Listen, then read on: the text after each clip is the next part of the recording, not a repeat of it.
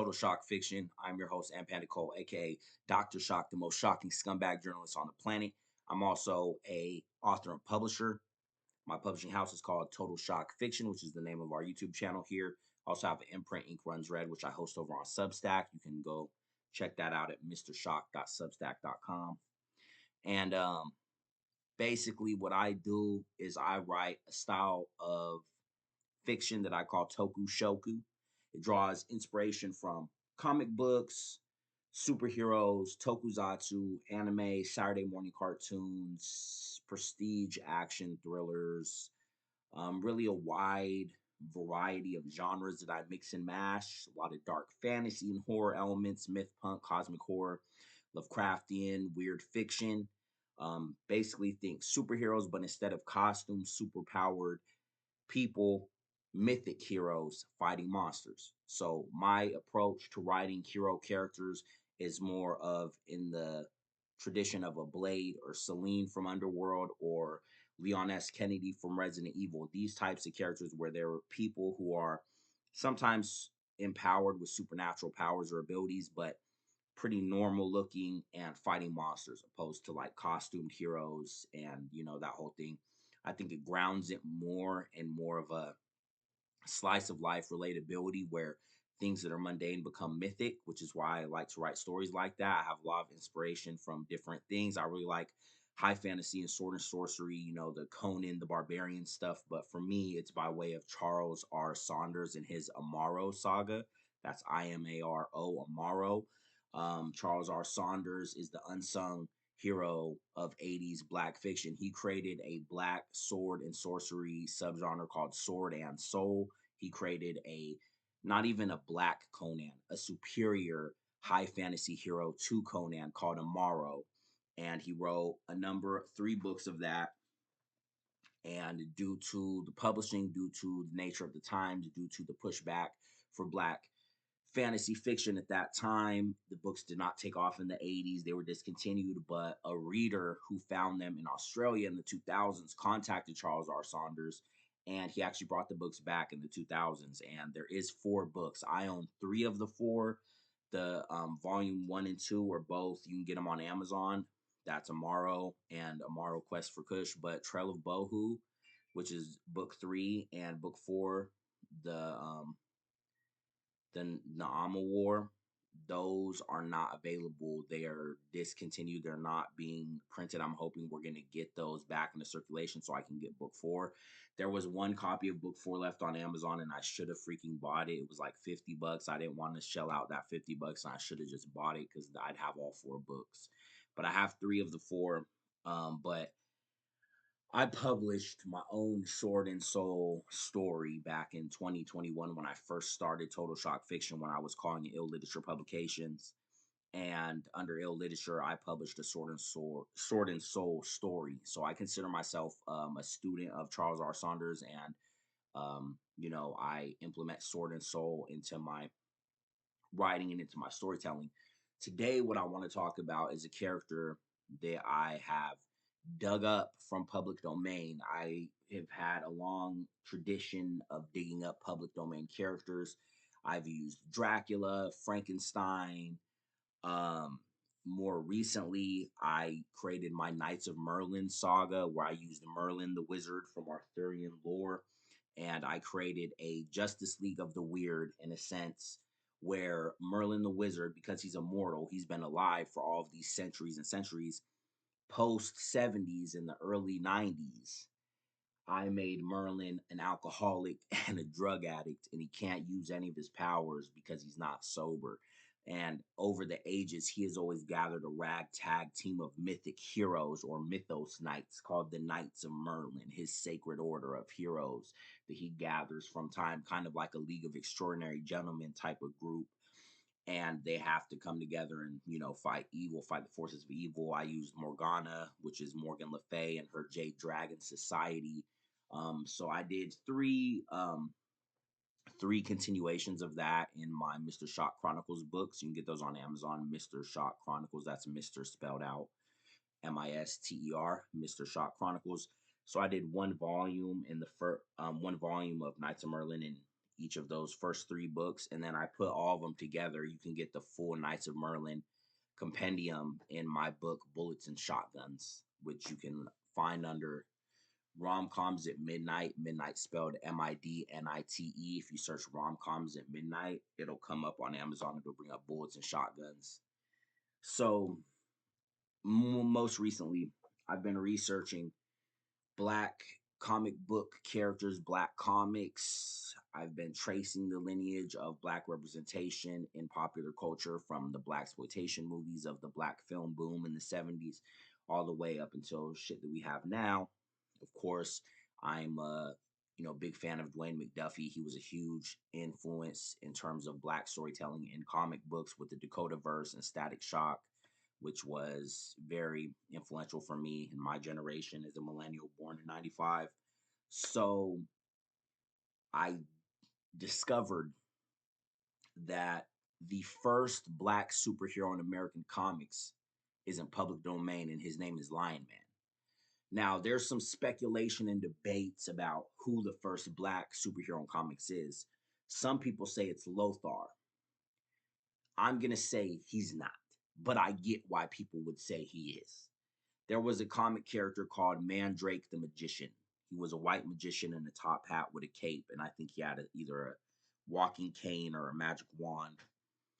And he goes and meets Lothar, who's the prince of the seven kingdoms. He's a prince in Africa over seven kingdoms.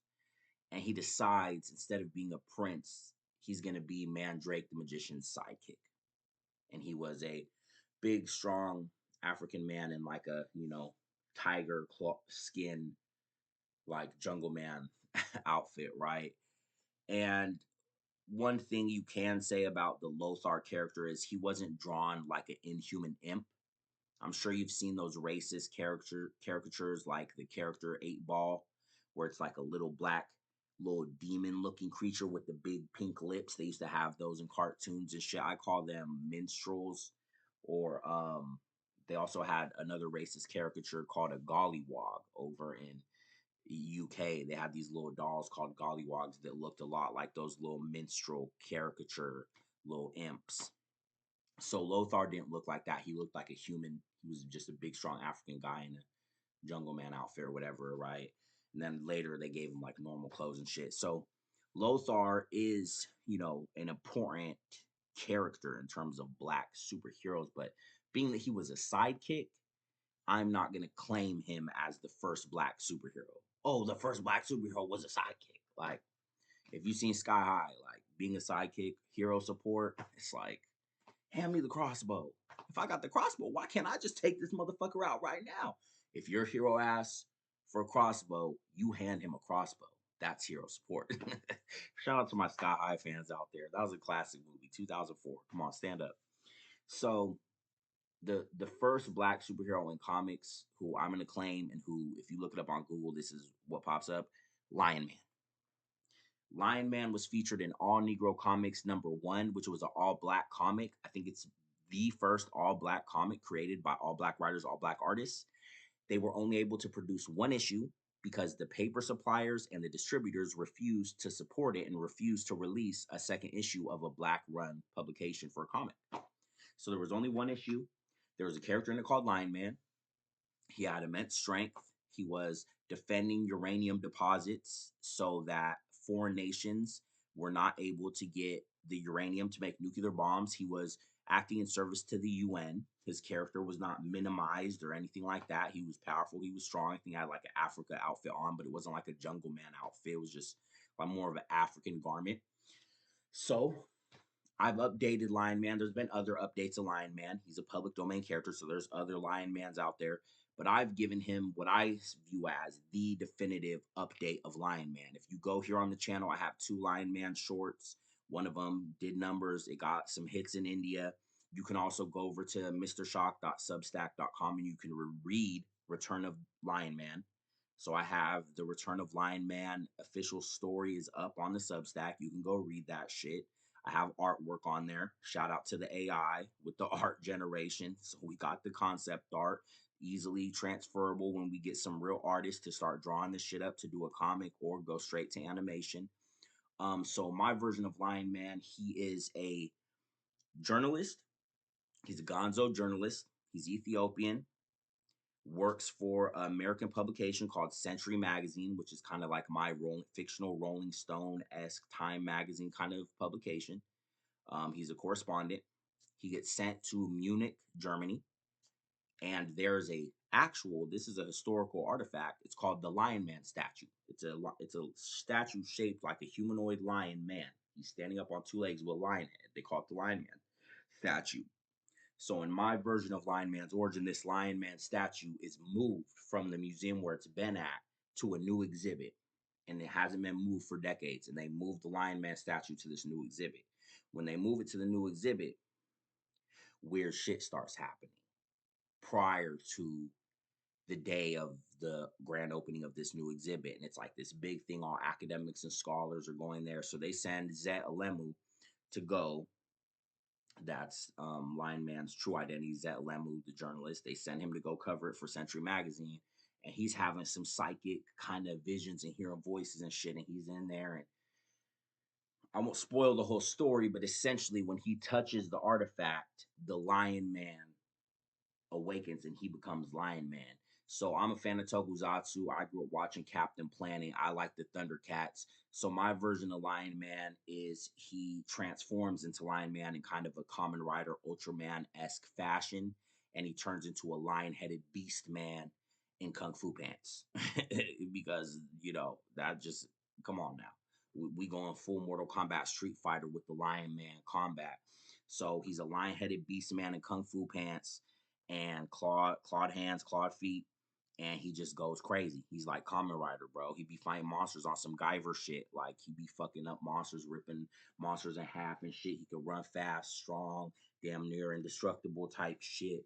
And then I've done another Lion Man story that hasn't come out yet, but I'm gonna be dropping it here pretty soon, where he can actually grow giant like Ultraman to fight kaiju. So he can also go giant mode to fight kaiju. If the kaiju start pulling up, he can go, what I'm saying, giant size. And I don't know how many Western authors are doing like tokusatsu kaiju stories set in the United States. I know there are authors that are approaching tokusatsu elements and stories from a Western perspective, but I don't know if motherfuckers are doing it like me. So Lion Man has been officially rebooted and updated by Total Shock Fiction. He is official canon within Total Shock Fiction. It's already published to the website. It will be in a book coming up here. So he's already canon within Shockverse, which is the fictional universe of Total Shock Fiction. We have 30 books available on Amazon. I've been writing like crazy, especially last year. I went stupid. I did 25 books in 2025. Then this year we released Total Shock Therapy the first week of January, which was the last book from last year's 25 book run. And then in February, I dropped Shock Therapy 2 Bad Profession, the sequel to Shock Therapy 1. And I have a new book that I haven't even dropped yet, which may or may not be coming out very soon. And then more shit on the way with this Lion Man shit and some other shit I've been working on. I have a group called the Black Exploitations, which is a team of characters that are black exploitation archetypes of different kinds of black exploitation archetypes. So going to be doing more with them, specifically the Mummy Queen Nefertiti. I really liked how her character came out, especially once I had the AI make the art of her.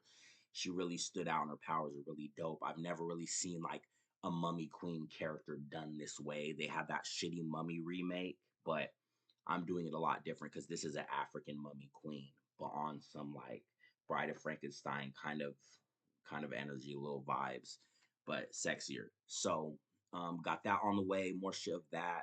But basically, Total Shock Fiction, I've revived the classic pulp tradition of doing magazine fiction and weird fiction pulps and the old school comics and EC comics and horror comics and all that shit. But I just write all this shit into prose. I write all this shit as fiction, as literature, as short stories, as standalone one shots and chapters. I don't call my books novels. I call them VHS tapes because it's like you're watching anime when you read it. I also call it sakuga lit or manga in prose. So this is the fiction writing of what a manga would be or what a comic would be. I just write it out as fiction because I don't draw, but I create concept art with the AI so that later I can develop it and turn it into animation and have artists pick it up and turn it into comic books. So That's the update for today. Lion Man is back. He's the first black superhero in American comics for all intents and purposes. And I've rebooted him for the Shock verse. So go ahead and check out that Return of Lion Man over on the Substack on mrshock.substack.com.